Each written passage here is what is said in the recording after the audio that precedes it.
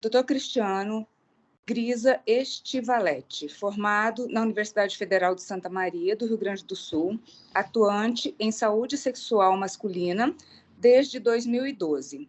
Atualmente é o diretor técnico da Clínica Mais Homem, diretor de Relações Institucionais da Associação Brasileira de Saúde Sexual Masculina. Doutor Cristiano, a palavra está com o senhor. Podemos começar.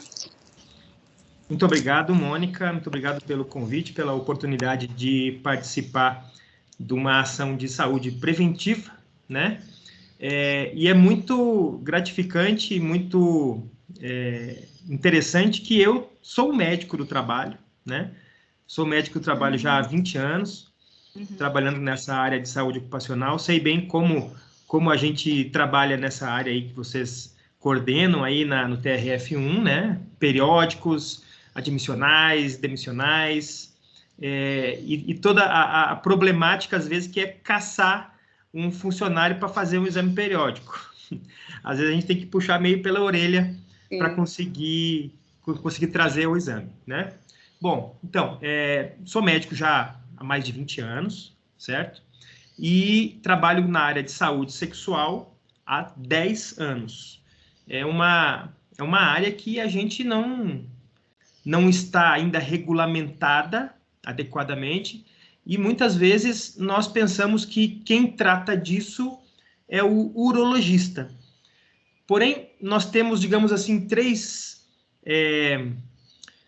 usos, né, para nosso aparelho geniturinário. O primeiro é o uso urinário, claro, e aí os urologistas sabem muito bem disso e tratam com excelência dessa área. Depois nós temos a função reprodutiva. E a função reprodutiva também é da alçada dos urologistas, mas também dos endocrinologistas que trabalham com a parte hormonal. E nós temos a parte recreativa, digamos assim, que é aonde nós estamos inseridos, né, com toda a formação em sexologia, para poder levar o conhecimento e buscar os melhores diagnósticos e tratamentos. Mas vamos lá começar a conversar sobre a problemática da prevenção na saúde do homem, certo? Nós homens temos uma dificuldade muito grande em admitir fraquezas, certo? Então nós somos naturalmente corajosos, destemidos, bravos, né? Até heróis às vezes, né? Nós vamos à guerra, né? Nós nos preparamos quando crianças ou quando adolescentes para aventuras cada vez mais perigosas às vezes. Nós lutamos por puro prazer e estamos sempre prontos a enfrentar os piores inimigos em nome da nossa família, da nossa sociedade, às vezes da empresa onde trabalhamos, né? Estamos sempre dispostos e prontos a fazer o máximo para mostrar que somos poderosos e destemidos e corajosos. Porém, nós homens temos medo quase infantil de um inimigo que eu represento, que é o médico, né, o cara de branco. Então eu costumo dizer que a problemática às vezes do Novembro Azul é que leva os homens a não quererem fazer o exame especialmente de próstata, por causa de todo esse folclore, de todo esse paradigma que se criou a respeito da saúde do homem. Nós só ouvimos falar de próstata, nós só ouvimos falar de câncer de próstata, como se nós fôssemos somente uma próstata ambulante, certo? E nós somos muito mais do que isso. Nós precisamos, então, desmistificar a prevenção, desmistificar o problema, porque os homens só vão no médico por duas situações. Primeiro, se é atropelado pelo SAMU na rua, daí obviamente vai ir no médico, ou geralmente a companheira, a esposa, às vezes a mãe, quando a gente é mais jovem, nos forçam a ir ao médico. A gente sabe disso, a gente sabe que a gente espera muitas vezes até o último momento, quando está com uma febre, quando está com uma dor qualquer no corpo, quando sofreu algum trauma, e a gente só espera chegar quando não aguenta mais para ir no pronto-socorro, certo? E como é que nós vamos fazer para mudar esse paradigma da prevenção, né? Primeiro, nós temos que reduzir a importância da próstata. Eu acho que nós temos que trazer para o Novembro Azul a saúde do homem como um todo. Porque se você ver bem, aqui nós temos as principais causas de morte no mundo, tá? De homens e mulheres. Se você olhar bem aí nas 10 primeiras, não tem câncer de próstata. A doença arterial coronariana, que é o infarto do miocárdio, e o AVC, que mais ou menos tem a mesma causa, eles são os maiores assassinos dos homens e das mulheres em geral, certo? Mais dos homens do que das mulheres. Depois a gente vê em terceiro lugar ali o DPOC, que é causado pelo hábito de fumar, né? Causado pelo cigarro, que também mata predominantemente homens. Então, seria muito melhor, muito mais produtivo, a gente tratar no Novembro Azul de prevenção para doença arterial coronariana e AVC e para parar de fumar, do que ficar mexendo com uma situação que é a da próstata, que traz um certo tabu, que traz um certo bloqueio, e as pessoas, os homens especialmente, evitam falar sobre isso, certo? Então, nos tumores malignos, em geral, isso são dados do Brasil, ó, de 2014, certo? O câncer de pulmão, o câncer de intestino e o câncer de estômago estão na frente do câncer de próstata.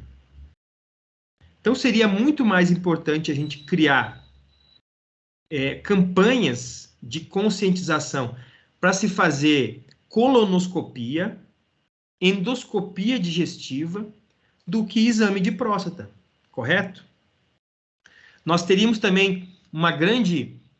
já é muito feito, né? O governo brasileiro, o Estado brasileiro, nos últimos 30 anos, reduziu a incidência de uso de tabaco de 40% da população para menos de 15% da população hoje em dia.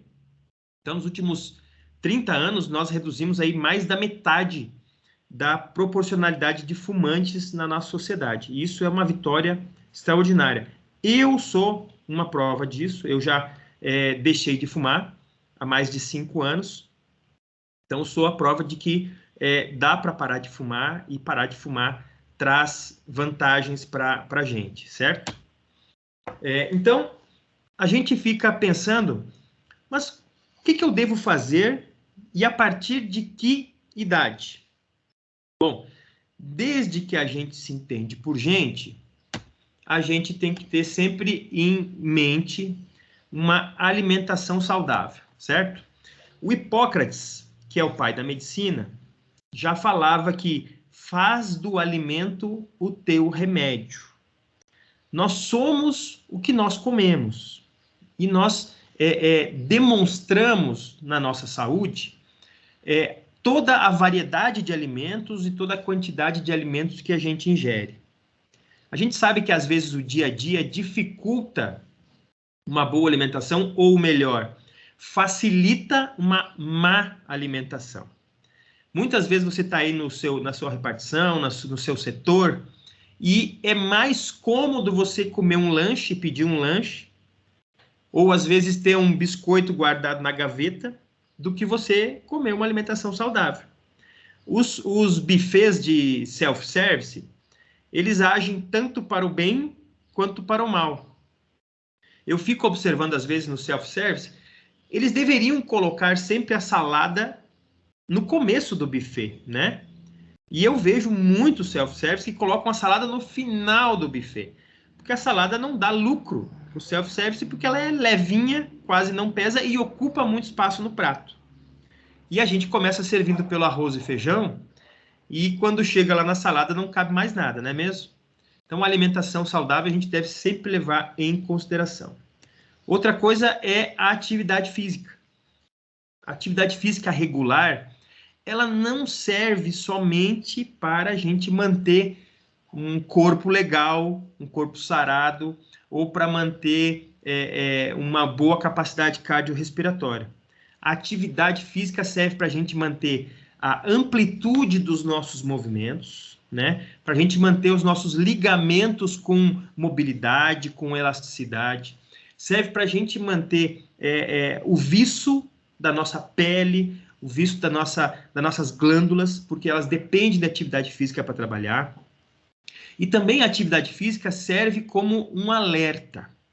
Se você faz sempre atividade física, você vai sentir sintomas, né? Você vai ter sintomas de uma doença, por exemplo, cardiovascular, antes, mais precocemente, do que uma pessoa que não faz atividade física, certo? Então, a atividade física também é um sinal de alerta para o nosso corpo. Por último, nós temos aí a prevenção, né? Então, quando nós temos 18, 20, 25 anos, a gente acha que a gente é de uma mistura de titânio com tungstênio, um negócio assim que não vai estragar nunca, não vai nunca enferrujar. Porém, depois que a gente chega perto dos 40, a gente começa a perceber que as coisas já não são mais as mesmas, não é mesmo? E o que a gente deve fazer, então, a partir dos 40 anos para prevenir ou para tentar descobrir as coisas no começo? Primeiro, aos 40 anos, você deve ter uma rotina de exame de sangue, tipo colesterol, diabetes, triglicerídeos, hormônios, né? Para que você tenha um basal, né? Um nível que você vai ver lá com 40 anos e você vai acompanhando ao longo dos anos se aquele nível está com tendência de subir, com tendência de descer e assim por diante.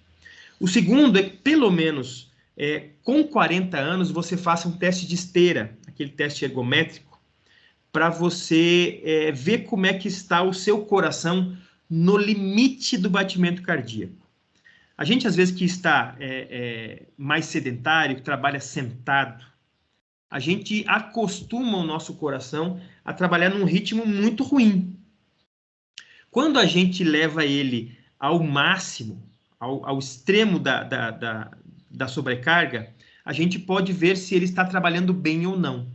Às vezes, situações de estresse no trabalho ou na vida pessoal podem fazer com que a gente leve o nosso coração ao extremo sem atividade física nenhuma. E se você não tem uma visão boa a respeito do funcionamento do seu coração, você pode ter aquele famoso infarto fulminante, né?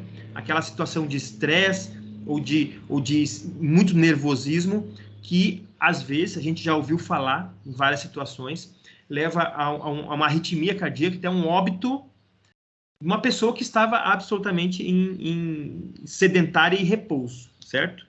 Outra coisa importante é que a gente faça uma endoscopia digestiva, é aquela que entra pela boca, né? Para fazer uma verificação como é que está a nossa saúde do estômago. Como vocês viram lá, o câncer de estômago é o terceiro que mais mata no Brasil.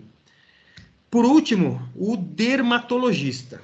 A gente, especialmente quem é mais branquinho, como eu, assim, a gente olha nossos braços, a gente olha o nosso tronco, né, na parte da frente, a gente olha as nossas pernas, às vezes os nossos genitais, e não enxerga nada, mas 50% do nosso corpo está fora do alcance da nossa visão, certo? Então, nossas costas, a parte posterior das nossas pernas, as nossas nádegas, ali, às vezes aparece uma lesão e a gente não tem acesso a eles. Claro que quem tem um parceiro, uma parceira que divide a intimidade, às vezes é bom pedir, olha aqui minhas costas, vê se tem alguma coisa diferente, vê se tem alguma feridinha, alguma coisa que não tá curando. Mas é importante a gente fazer uma visita ao dermatologista para, às vezes, tirar alguma dúvida sobre uma pinta, sobre uma feridinha que não quer sarar, certo? A partir dos 50 anos, então, a gente vai fazer todos os anteriores e aí vai fazer o tal do exame de próstata, certo? Ah, mas doutor, disseram que era para fazer a partir dos 40. A partir dos 40 anos de idade é para quem tem um parente de primeiro grau. Primeiro grau quer dizer pai ou irmão, certo? Se tiver um pai ou irmão que teve um câncer de próstata, aí você deve começar a sua prevenção aos 40 anos. Caso contrário, somente aos 50. E a partir dos 50 anos também a gente recomenda que a cada 5 anos se faça uma colonoscopia, que é aquele exame que vê o intestino por dentro, certo? Por que a cada 5 anos? Porque se fizer uma colonoscopia e der absolutamente normal, com ausência de pólipos, ausência de massas, ausência de vertículos, você tem 5 anos que você vai ficar tranquilo. Agora, claro, se tiver alguma alteração, o médico que faz a sua prevenção vai saber calcular qual a próxima colonoscopia que você vai fazer, certo? E depois dos 60 anos de idade, é importante também que a gente visite um neurologista ou um geriatra, porque depois de 60 anos, muitas vezes a gente tem sinais leves de perda da capacidade cognitiva, certo? O que é isso? É o mal de Alzheimer, né? Então, hoje em dia, a gente vê muito mais do que via no passado, né? A doença de Alzheimer aí está atingindo muitas pessoas e muitas vezes o primeiro sinal, o primeiro alerta que dá é a perda da capacidade geográfica ou de posicionamento, certo? Então, não é incomum a gente ver nos posts ou em anúncios no Facebook ou coisa parecida, fulano de 60 e poucos anos saiu de casa e não voltou mais. Porque muitas vezes a gente o idoso sai de casa e ele não lembra para onde que ele ia. E ele não lembra onde é que é a casa dele. E o primeiro sinal geralmente tem a ver com essa parte de localização, certo? Então, aqui tem um pouquinho de quais os sintomas mais comuns, então, do infarto do miocárdio, certo? A gente sabe que o infarto do miocárdio geralmente é um evento que tem muito ainda, assusta muito, é muito perigoso, certo? E geralmente começa com esses sinais aí, ó, dor ou desconforto no peito e no braço. Geralmente pela manhã, de manhã cedo, tipo 4, 5, 6 horas da manhã, certo? Mas pode acontecer durante algum esforço físico. Tá? Então, se você está lá quietinho, paradinho no seu lugar durante o dia, não de manhã cedo, durante o dia, e sentiu uma dor no peito, provavelmente isso não é um infarto. Agora, se você subiu uma escada rápido e o seu peito doeu, pode ser um sinal de alerta, tá? Então, geralmente, a dor tem a ver com algum esforço ou físico ou psíquico, tá? Então, sofreu passou um nervoso, passou uma raiva muito forte e o peito doeu, é interessante procurar um cardiologista, tá? Os outros sintomas que são um pouco mais inespecíficos, náusea e sensação de azia e má digestão, certo? Então, aquela vontade de vomitar e aquela sensação que comeu um boi sem ter comido nada, certo? Suor frio e intenso, então o cara fica gelado e suando muito, e às vezes a dificuldade para respirar, tá? Os fatores de risco, todo mundo está cansado de saber, né? Obesidade, sedentarismo, colesterol alto, o diabetes, o cigarro, a hipertensão, tudo isso são fatores de risco, então, para a doença arterial coronariana, certo? Aqui uma dica bem fácil para você saber se aquela pessoa que está sentindo alguma coisa diferente está passando por um AVC, certo? Então, tem a sigla do SAMU aqui, que é o o 192, que é para a gente ligar em caso de emergência, né? Você pede, então, para a pessoa dar um sorriso e a boca fica torta. Você pede para a pessoa levantar os braços e dar um abraço e parece que só um braço levanta, o outro não levanta. Você pede para a pessoa cantar uma música, cantar o parabéns para você, por exemplo, e a pessoa vai cantar com a voz embolada. Se isso acontecer, chame uma ambulância, leve essa pessoa para o médico.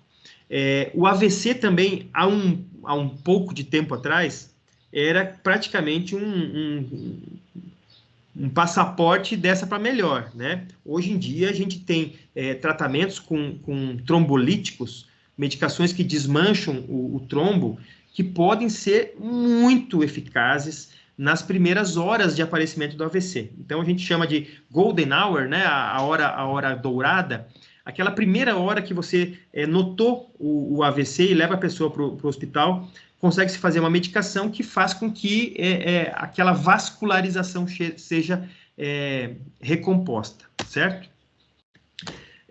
Agora, todo mundo ouviu falar aí que a palestra ou a conversa seria a respeito de sexualidade, né? A parte sexual. O homem admite, né, alguns problemas de saúde. A gente vê aí a foto do Edson Celulari, que ele teve uma leucemia, e ele foi para as redes sociais mostrar que ele estava doente, mas que apesar de tudo ele estava passando bem, certo? A gente sabe que tem outros que acham até bonito sofrer um acidente e quebrar a perna, quebrar um braço e ficar se exibindo, né? Mas até os super-heróis às vezes têm os seus problemas e as suas fraquezas. Aí tá o meu Facebook da época, quando eu sofri um infarto, né? Depois eu vou falar sobre isso. Então ali, ó, galera, sofri um infarto, foi super preocupante, tô na UTI, mas já tô de volta, certo?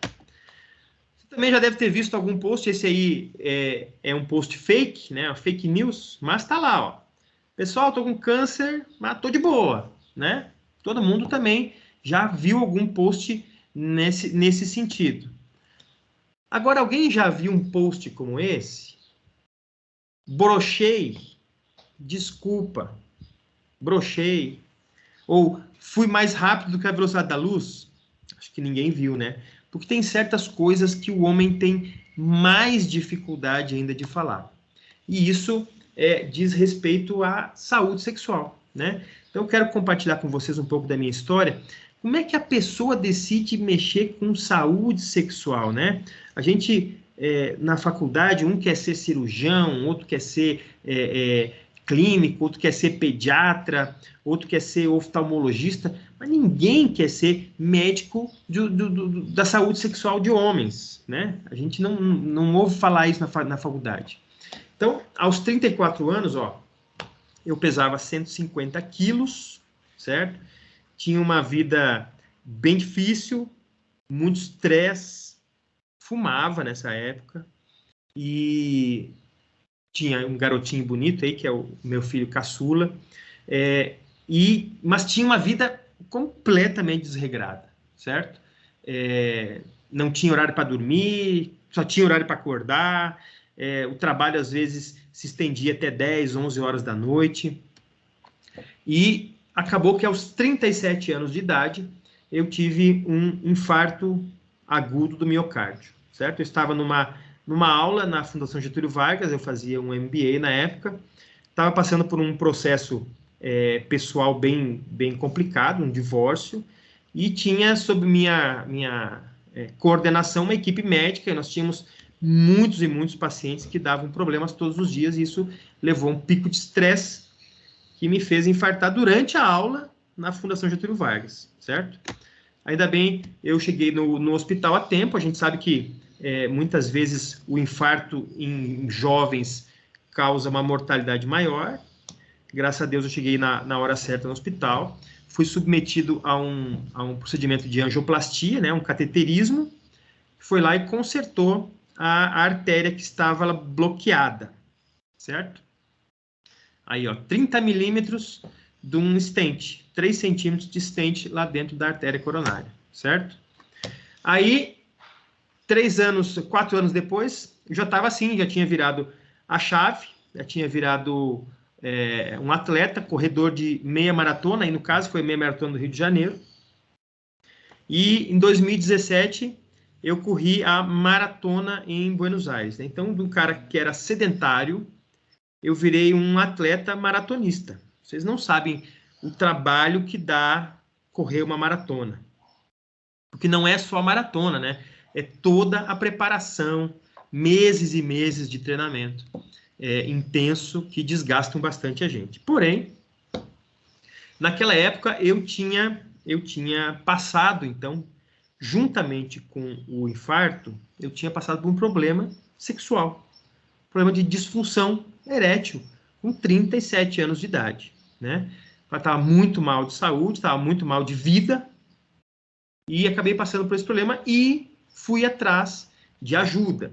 Encontrei, então, um médico em São Paulo que se dispôs a começar um treinamento comigo para a gente aprender a respeito da saúde sexual. Então, o maior inimigo do nosso corpo é um negócio chamado envelhecimento, certo? Todos nós vamos envelhecer, isso é uma coisa que não tem como evitar, é inevitável. Porém, a gente pode escolher envelhecer mais rapidamente ou escolher envelhecer menos rapidamente, né? Mais lentamente. A aterosclerose é o envelhecimento das artérias, certo? Não é um problema das artérias, é um envelhecimento, hein? A artéria fica velha através da deposição, né, dessas moléculas de colesterol dentro dela. Então, eu tenho 40 anos, meu colesterol sempre foi baixo, eu sempre me cuidei, eu vou ter aterosclerose? Vai, só que você vai ter menos aterosclerose do que uma pessoa que sempre teve colesterol alto, nunca fez atividade física, certo? Porém, os dois terão algum grau de deposição de colesterol nas suas artérias. E a gente sabe que o mecanismo de ereção depende muito da quantidade de sangue que a gente consegue fazer passar pelas nossas artérias. Então, por isso que a aterosclerose causa infarto, a aterosclerose causa AVC e a aterosclerose causa disfunção erétil. Existem estudos nos Estados Unidos, na Sociedade Americana de Cardiologia, que mostram que muitas vezes o primeiro sinal de doença coronariana é a disfunção erétil. Então, começa lá por baixo e depois acaba dando alguma manifestação no coração, certo? Nós também temos a questão da redução dos hormônios com a idade. Eu sempre conto aquela história do sapo na panela de água quente, certo? Então, se você colocar um sapo na panela de água fria e for esquentando essa água, o sapo vai morrer cozido lá dentro. Porém, se a gente pegar o sapo e jogar direto na panela com água quente, provavelmente ele pule fora, certo? As mulheres, 100% das mulheres, passam por um processo ali em torno dos 45, 50 anos, que a gente chama de menopausa. É o sapo que a gente joga na panela com água quente. As mulheres sentem isso muito rapidamente, muito intensamente, porque é um processo que acontece rápido. Então, a questão de 1 ou 2 anos, os hormônios vão do nível quase normal para quase zero. E os sintomas e sinais relacionados à menopausa são bastante intensos e exigem, muitas vezes, uma intervenção médica, certo? Porém, o homem, nem todos, mas mais ou menos 70%, passam por um processo de andropausa, que é o sapo na panela de água fria. Ele vai esquentando devagarinho e ele não vai notando, certo? Então, a partir dos 30 anos de idade, a gente já começa a apresentar uma queda lenta nos níveis de testosterona, que é mais intensa nos casados do que nos não casados. Por que isso? Porque Deus é perfeito e tudo que ele faz também está próximo, ou é perfeito, ou está próximo da perfeição, né?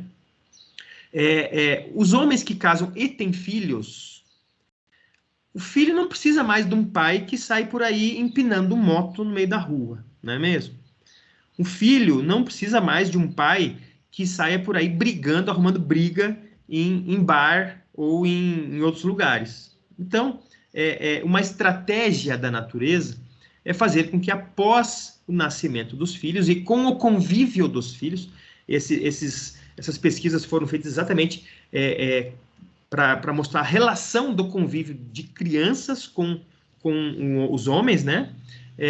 Os homens que têm crianças por perto acabam tendo uma queda mais intensa e mais rápida da testosterona ao longo dos anos, certo? Isso acaba impactando lá depois dos 40, 45, 50 anos, que os hormônios vão caindo e vão chegar a um nível que não vai mais ser tão satisfatório. Então, nós trabalhamos então com a saúde sexual e nós aprendemos a enxergar sinais relacionados à saúde sexual que ligam o alerta na gente para a gente dizer essa pessoa tem um problema, essa pessoa não tem um problema e assim por diante. Quais são os sinais mais fáceis de verificar com relação à saúde sexual? Primeiro é a depressão, certo? A depressão é uma doença predominantemente feminina. Então, nós temos aí 9 ou 10 casos de mulheres com depressão para cada caso de homem com depressão. E os sintomas, os sinais que os psiquiatras identificam nesses homens que são diagnosticados com depressão, especialmente depressão leve, são muito parecidos com os sinais que a gente vê nos pacientes com baixa testosterona. Então, tem muito homem por aí tomando antidepressivo que, na verdade, precisaria tomar hormônio, certo? Quais são esses sinais? Baixo nível de atividade de energia, certo? Mas não é só sexual, é geral. Não quero sair. Eu quero ficar em casa. Eu vou dormir só mais 10 minutos. Não vamos transar hoje que eu tô cansado. Não vamos para a festa do fulano que lá é muito chato. Vamos dormir 8h30 da noite, certo? Então, esse tipo de queda na energia pode estar mostrando uma queda na concentração de testosterona no corpo. O segundo sinal é o acúmulo de gordura, especialmente na região abdominal. A gente está acostumado a ver senhores aí por aí com aquela barriga de chope. Na verdade, pode ser um sinal de barriga de baixa testosterona, certo? Então, aquele acúmulo de gordura pode estar relacionado à queda no hormônio, certo?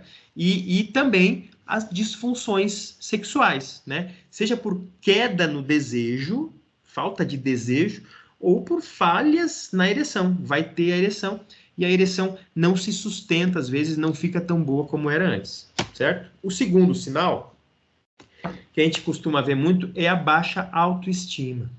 É a falta de autocuidado, né? Não cuida da sua roupa, não cuida mais do seu cabelo, não se cuida em relação, às vezes, à higiene do sapato, da calça, fica meio desleixado. É aquele cara que se cuidava bastante antes e agora está meio largadão, assim. Pode significar que ele está com um problema sexual e ele está tentando empurrar para baixo do tapete, certo? O outro sinal aqui é a fuga do problema. A minha fuga do problema era me afundar no trabalho. Existem fugas do problema de várias maneiras. Vício em jogo, né? Desenvolver uma atividade paralela que absorva muito o tempo para não gerar essa possibilidade de intimidade, né? Tem aquele cara que fica vendo televisão e só sai da frente da televisão depois de ter certeza que a mulher foi dormir, para não precisar fazer nada em relação ao sexo, entendeu? Então, a fuga do problema também é um sinal bem intenso.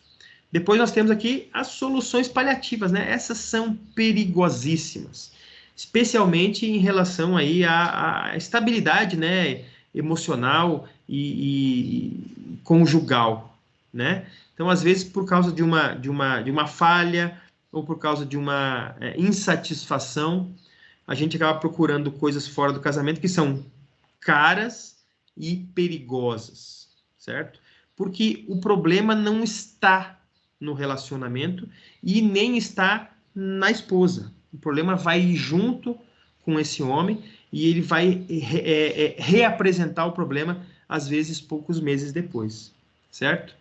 Nós temos também as tentativas da parceira. Não é nada raro, bem pelo contrário, é bastante comum. A gente vê mulheres muito arrumadas, muito bonitas, ao lado de homens, às vezes, da mesma idade, faixa etária aí perto dos 50 anos, que estão muito descuidados, certo? É que, de alguma forma, ela está tentando chamar a atenção dele para ela, para ver se ele se interessa, certo?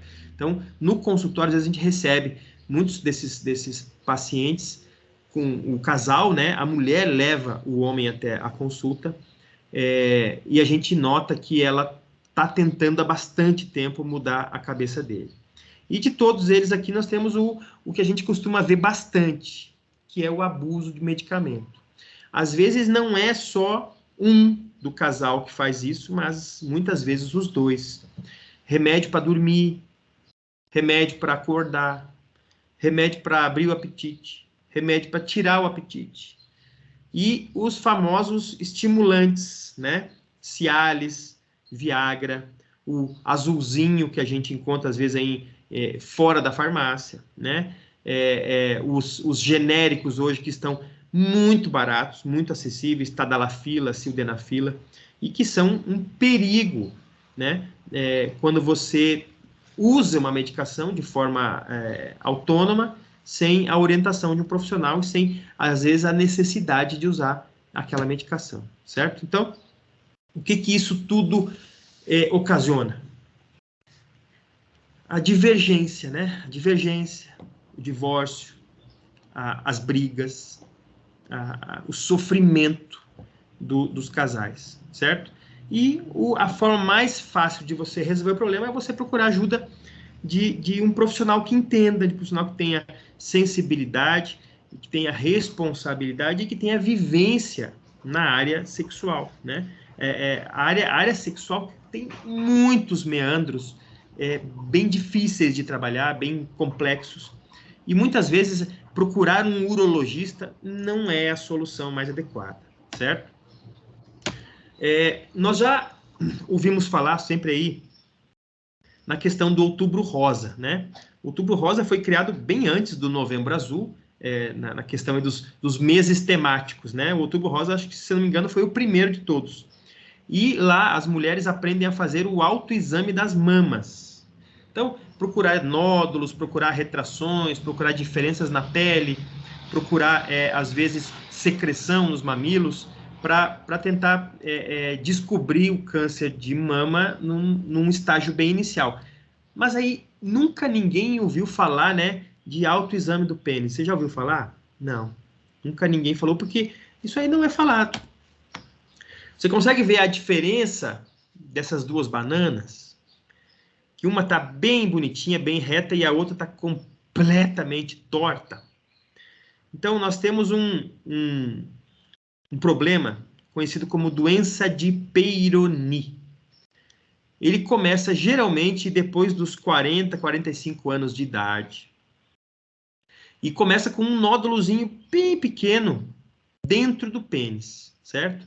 A gente tem basicamente como causa dessa doença de Peyronie o microtraumas que são causados no pênis, né, pela penetração com dificuldade, seja porque o pênis não está bem ereto, seja às vezes porque a parceira não está bem lubrificada, ou porque estão fazendo sexo numa posição que não permite um controle do ângulo, né? Então acaba dobrando esse pênis e se forma um nódulo lá dentro. Então, se você todos os meses, ao invés de se excitar ou de sensualizar, fizer um exame lá por dentro do seu pênis, todo mês, para ver se acha algum nódulo, ou se você nota durante a ereção uma alteração na curvatura, claro que não tão intensa como essa, mas alguma alteraçãozinha na curvatura, procure um médico. Atualmente, até pouco tempo atrás, a única alternativa era a cirurgia. Agora nós já temos tratamento para a doença de Peyronie.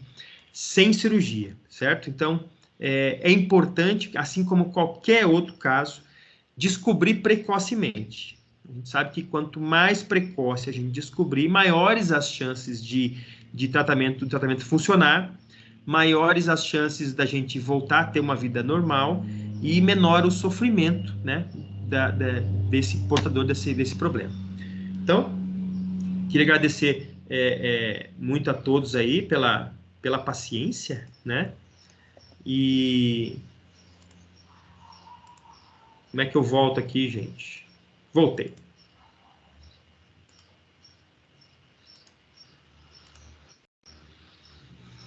Voltei? Mônica? Oi, boa tarde de novo a todos. Como fazer esse exame? Como fazer em casa? Como orientar o paciente? O ideal é que, assim, tem como orientar agora ou seria mais através da consulta? Tem como orientar, eu acho que é uma questão de utilidade pública, né? Uhum. Então, na hora do banho, você pega, passa o sabonete, e aí você puxa o pênis, deixa ele bem esticado, e você palpa ele em toda a extensão, com cuidado, com delicadeza, procurando alguma coisa diferente por dentro do pênis. Se você notar que não tem nada, nenhum caroço lá por dentro, você não deve ter nenhum problema de doença de Peyronie, né? Mas a doença de Peyronie você vai notar. Às vezes o caroço do tamanho de um feijão. Eu já vi caroço do tamanho de uma moeda, de R$1. Que eu ficava pensando assim, como é que esse cara conseguiu enfiar essa moeda aí dentro? Minha Nossa Senhora, mas era caroço redondo, assim, bem grande. Então, é importante que a gente faça esse exame para notar precocemente quando tem alguma nodulação e também notar a mudança na curvatura. Eu sempre tive o pênis de tal jeito, de repente, de um dia para o outro, começou a dobrar para o outro lado. Aí, opa, tem alguma coisa diferente. Uhum. Certo. Eu queria fazer uma pergunta também. Eu queria saber da probabilidade do câncer de próstata, da relação, né, com essa disfunção. Bom, a gente precisa, além do sangue que leva a pressão ao nosso pênis, a gente precisa do comando neurológico que parte do cérebro, passa pela medula espinhal e segue pelos nervos e vai até o pênis, que é onde leva o comando para fazer a abertura dessas artérias cavernosas que faz a ereção funcionar, certo? Esses nervos, que são muito fininhos, passam perto ou por dentro da próstata. Nenhum médico sai de casa dizendo, hoje eu vou lá fazer uma cirurgia e vou cortar os nervos de todo mundo. Não, ninguém faz isso, né? Mas durante o procedimento cirúrgico, a gente sabe que tem a questão do tamanho, às vezes, do tumor que o médico vai operar. Tem a questão da via, que a próstata é um órgão que fica muito profundamente e é difícil de ser alcançado. Durante a cirurgia acontece o extravasamento de sangue, né? Porque, afinal de contas, os órgãos ali, os tecidos estão sendo cortados. E, às vezes, em algumas situações, a gente acaba tendo que cortar os nervos para poder tirar a próstata inteira. Então, nas cirurgias abertas, que são aquelas mais antigas, a prostatectomia radical, que é aquela mais antiga, o índice de disfunção erétil depois da cirurgia é de mais de 80%, certo? Depois inventaram a cirurgia por videolaparoscopia, que é aquela que faz o buraquinho, enche a barriga de ar e vai lá dentro e faz a cirurgia. Essa já conseguiu baixar para 70%, 60% a quantidade de pacientes que ficam com disfunção erétil. E, ultimamente, a gente tem visto a cirurgia robótica, que nada mais é do que a videolaparoscopia, só que ao invés do médico ir com os instrumentos na sua mão, esses instrumentos vão por um robô e o médico controla o robô como se controlasse um videogame. Então, é uma cirurgia muito mais precisa e que acaba deixando somente metade dos pacientes com disfunção erétil. Então, a disfunção erétil depois de uma cirurgia de próstata é uma cirurgia, é uma possibilidade alta, quanto mais antiga for a técnica utilizada. Mas é uma possibilidade. Só que tem como você fazer a cirurgia de próstata e depois ter uma vida sexual normal, ou quase normal, através de medicações injetáveis, certo? Minha nossa, uma injeção no pinto, vai doer muito, né? Calma, não dói. É uma aplicação muito fácil de fazer, com uma seringa daquela de insulina, que você sabe que o diabético faz todos os dias na barriga. E o que dói no pênis, o que tem sensibilidade no pênis, claro, é a cabecinha, é a glande. O corpo do pênis quase não tem sensibilidade nenhuma. Então, uma injeção ali é praticamente indolor. Então, a relação do câncer de próstata e da cirurgia do câncer de próstata com a disfunção erétil é por causa disso, porque de alguma forma os nervos são cortados. Eu vou passar a palavra aqui para o Augusto, que ele quer fazer uma pergunta. Fica à vontade, Augusto. Opa, alô, boa tarde. Tá me ouvindo aí? Ô, doutor, primeiramente, muito obrigado aí pelos seus esclarecimentos. E me surgiu uma dúvida quando o senhor estava falando agora há pouco sobre, eu nem me toquei no nome que o senhor falou, perion, essa aí da curvatura. Peironi. Eu queria saber, como que é, doutor? Peironi. Peironi. Eu queria saber se há alguma relação, quando a gente faz o PSA, doutor, se tem alguma indicação com relação a isso ou só mesmo relacionado à questão da próstata em si. Não entendi direito, Augusto. Repete. Tá.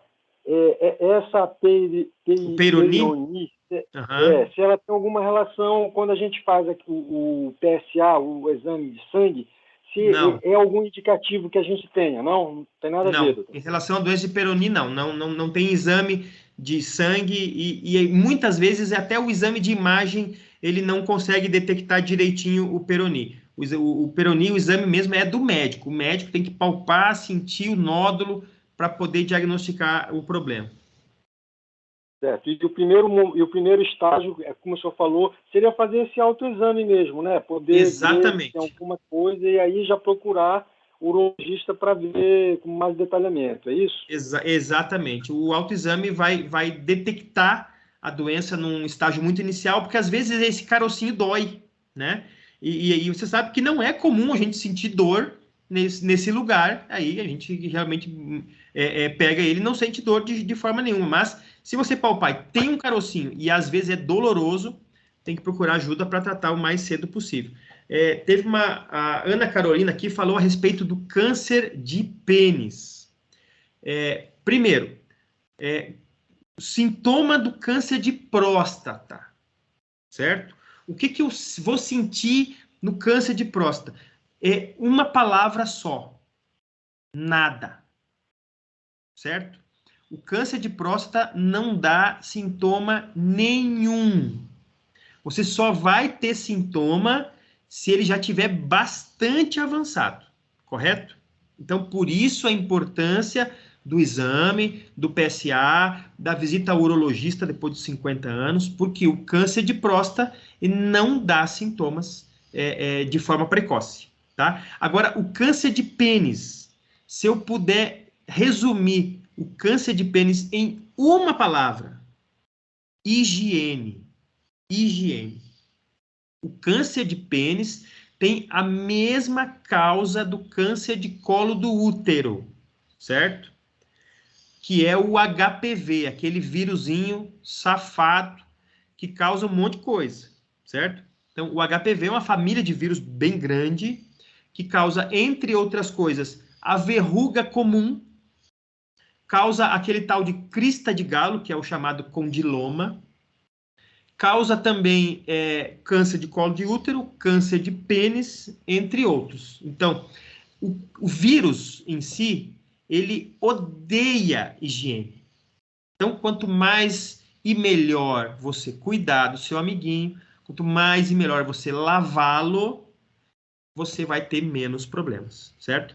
Infelizmente, é uma coisa que a gente precisa falar, porque eu convivo diariamente com os pacientes, e assim como tem uns que são muito cuidadosos, às vezes tem alguns que aparecem no consultório que a gente nota que tem uma falta de higiene básica, certo? Então, a nossa sociedade ainda é muito desigual e nós precisamos sempre reforçar a questão do conhecimento da informação. Doutor Cristiano, o Eustáquio está querendo saber se existe o autoexame nos testículos. O testículo, ele é um pouquinho diferente, né? O testículo dá sintoma e sinal muito cedo, que é a dor, certo? O nosso testículo é envolvido por uma capa, que chama túnica albugínea, e que ela é inelástica, ela não tem elasticidade. Por isso, quando a gente bate no testículo, a dor é intensa, certo? Porque aquela capa não é elástica. Então, o câncer de testículo, esse, dá sinal muito cedo, que é o desconforto e a dor no testículo. Então, é óbvio que a gente que tem dor não vai ficar esperando em casa, ainda mais num lugar tão sensível, certo? Então, geralmente, o câncer de testículo é descoberto cedo, porque as pessoas vão cedo procurar ajuda, porque ele dá sinal, que é a dor, muito cedo. A Ana Carolina quer saber se tem alguma diferença entre prostatite e câncer de próstata. Então, a prostatite é uma inflamação, geralmente de causa bacteriana, causa infecciosa, que pode ser causada por doenças sexualmente transmissíveis ou infecções sexualmente transmissíveis mal curadas.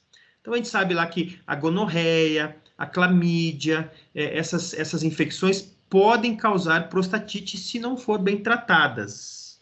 O câncer de próstata é outra coisa.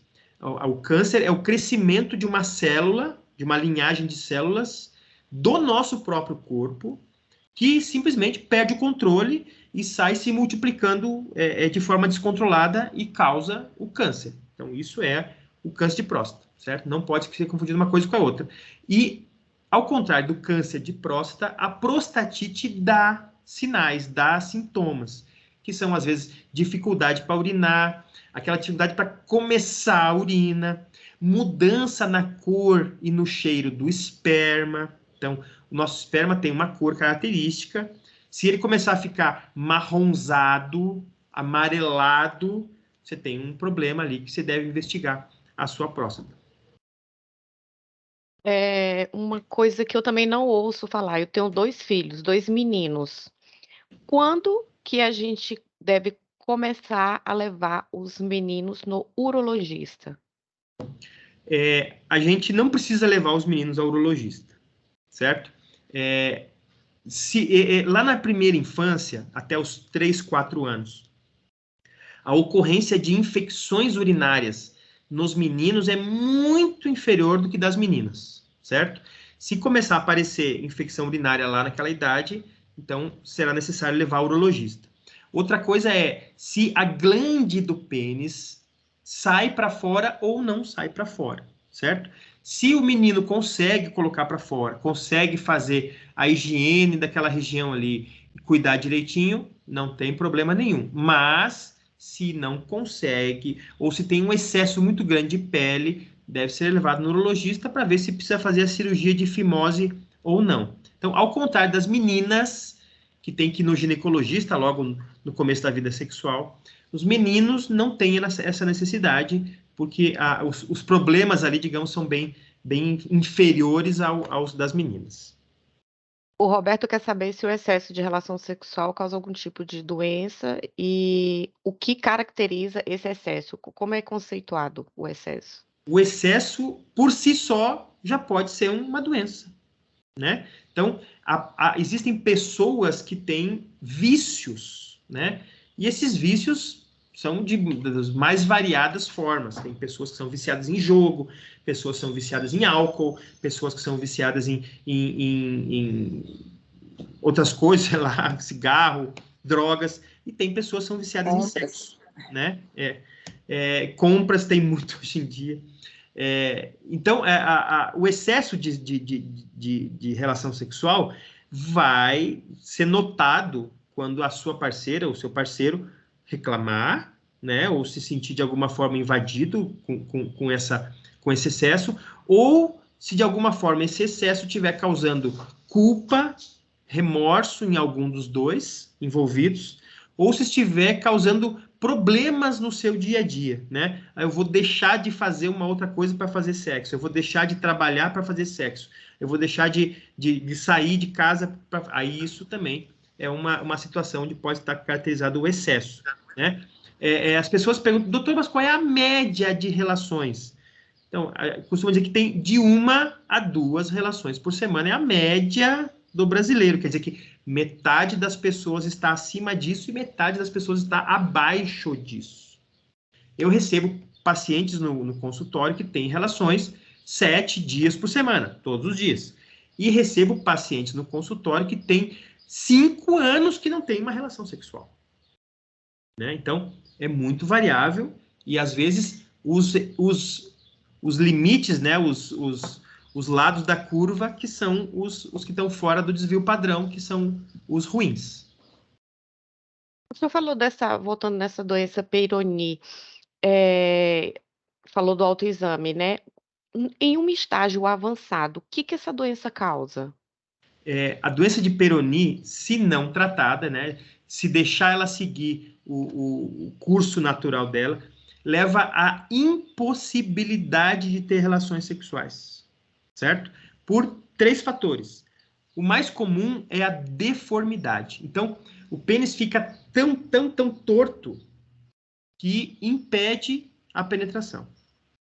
O segundo é a falta de ereções. Então, por alguns motivos, essa doença evolui por causa da ereção ruim e ela acaba, durante o processo, deixando essa ereção mais ruim ainda, de forma que a pessoa passa a não ter capacidade de manter a ereção. E, em alguns pacientes, muito poucos, esse nódulo é tão doloroso que, durante a ereção, a dor é insuportável e o paciente não quer mais ter ereção, porque quando tem ereção, dói. Então, são esses os 3 motivos. E a doença de Peyronie pode levar à falta de relações sexuais através dessas 3 causas. E é mais comum do que se imagina. Não tem mais pergunta, a gente já sabe que numa live do Novembro Azul não é muito comum ter muita pergunta, né? Fiquei até satisfeita que o pessoal se manifestou aí. Mônica, você tem mais alguma coisa para falar? Não, só agradecer mesmo, doutor Cristiano, foi excelente a palestra, né? Muito esclarecedora. Gostei muito do momento que o senhor falou sobre a depressão, né? Acho muito importante que o homem aprenda a procurar um profissional que vai tratar dos órgãos sexuais, da questão da sexualidade, porque às vezes ele fica restrito a outros profissionais que não uro ou especializado em sexualidade e acaba não procurando, né? Exatamente. Então, e sofrendo, às vezes, por uma coisa que bastaria uma reposição hormonal, né, para aumentar a vitalidade e uma série de coisas. Então, eu trabalho com saúde sexual masculina num lugar chamado Clínica Mais Homem, certo? Nós temos unidade aqui em Brasília, temos unidade em Goiânia e temos unidade em Uberlândia. Nós temos uma equipe médica, né, pronta para atender a qualquer queixa de saúde sexual, de problemas relacionados à sexualidade, né, tanto em Brasília, quanto em Goiânia, quanto em Uberlândia. E eu, como diretor técnico, eu tenho que visitar as 3 praças toda semana, atendo pacientes nos 3 lugares e tal.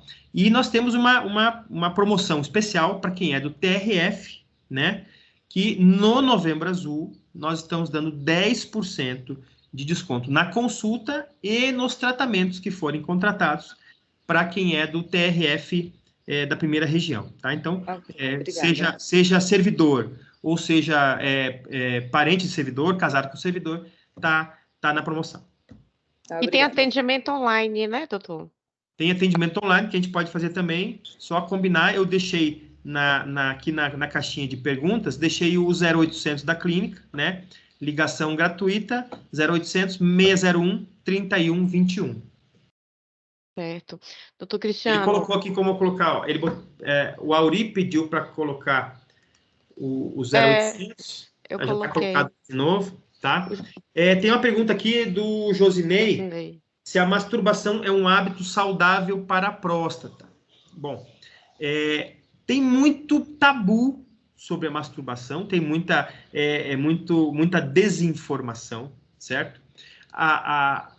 Jogo é jogo, treino é treino, tá? A masturbação, digamos assim, é um treino para o jogo.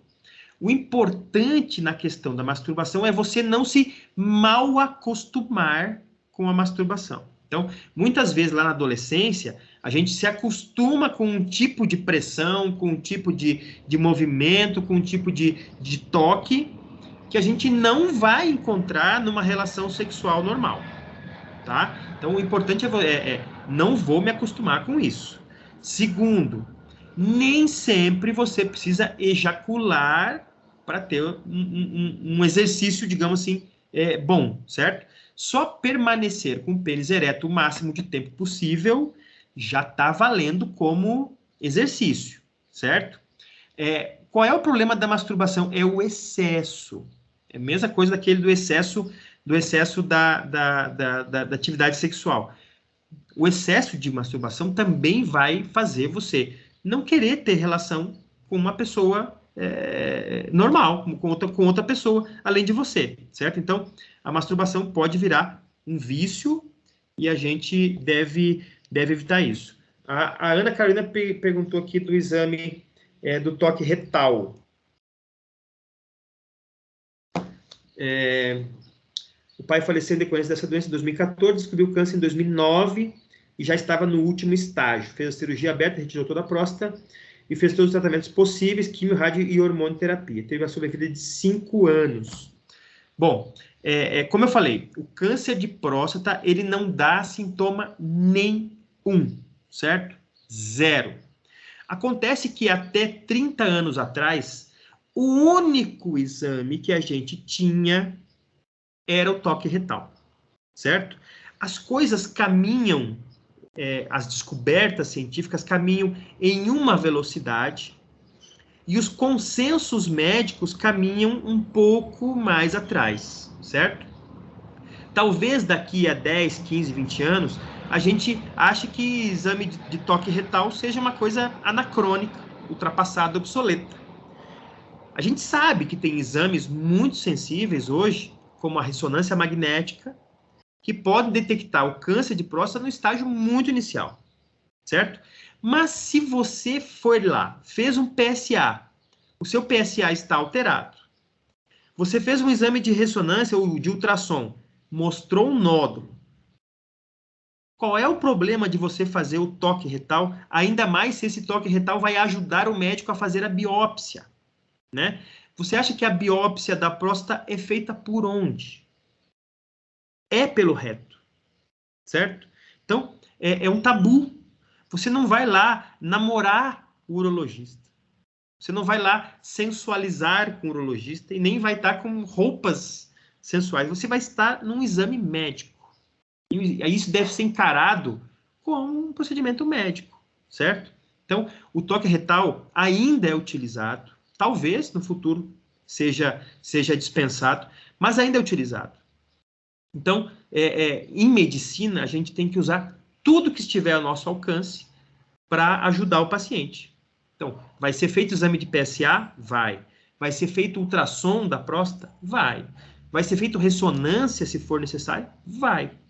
E vai ser feito o toque retal, porque já que você está num processo de diagnóstico de uma doença tão perigosa como o câncer, a importância do toque retal cai muito e a gente tem que entender isso. Doutor Cristiano, e quem tem caso na família de câncer, precisa ser necessariamente o câncer de próstata ou qualquer tipo de câncer para poder procurar mais cedo? Não, o câncer de próstata tem a ver com o câncer de próstata. Assim como o câncer de mama tem a ver com o câncer de mama. Assim como a leucemia tem a ver com a leucemia. E assim por diante. Um câncer não predispõe a família a ter outros tipos de câncer, né? Um câncer predispõe a família a ter o mesmo tipo. Tem câncer que não tem relação nenhuma com a família. O câncer de pulmão não tem relação com a família, o câncer de pele não tem relação com a família, o câncer de estômago até tem relação com a família, mas é mais com o que a família come do que com a genética. O câncer de intestino também tem relação mais com a alimentação da família do que com a genética, e assim por diante. Então, o câncer de próstata no pai, nos irmãos, né, predispõe essa pessoa a ter mais chance. Cristiano, eu fico muito feliz em ver que esse ano mais homens participaram do que no Novembro Azul do ano passado. Significa dizer que a gente está conseguindo, mesmo que seja aos pouquinhos, quebrar esse tabu, né? No fundo, eles sabem, a gente sabe que tem que procurar um médico, mas que bom que eles estão tendo a iniciativa de estar aqui ouvindo esses ensinamentos. Eu quero agradecer a participação de todo mundo, eu quero agradecer a gentileza da sua participação e dizer que no chat, se vocês olharem no chat, Marcelo, sim, ela está sendo gravada, vai ser disponibilizada a gravação, o doutor Cristiano autorizou a gravação, a gente também vai colocar no YouTube, nós vamos avisar via Ascom, eu peço que vocês confiram os e-mails de vocês, e é isso, estou muito feliz, obrigada, viu, doutor Cristiano, obrigada a todos. Eu que agradeço também a oportunidade de estar aqui, agradeço ao tempo, né, de cada uma aí para ouvir a gente falar sobre isso. Muitas mulheres, com certeza, vão levar a informação para os seus esposos, né, para os seus companheiros, e isso vai se multiplicando. Informação não ocupa espaço, conhecimento nunca é demais. Obrigada, Mônica, pela participação também. Obrigada a todos, obrigada a vocês. Obrigada, doutor Cristiano. Muito obrigado. Tchau, gente. Tchau, boa noite a todos. Obrigada pela participação.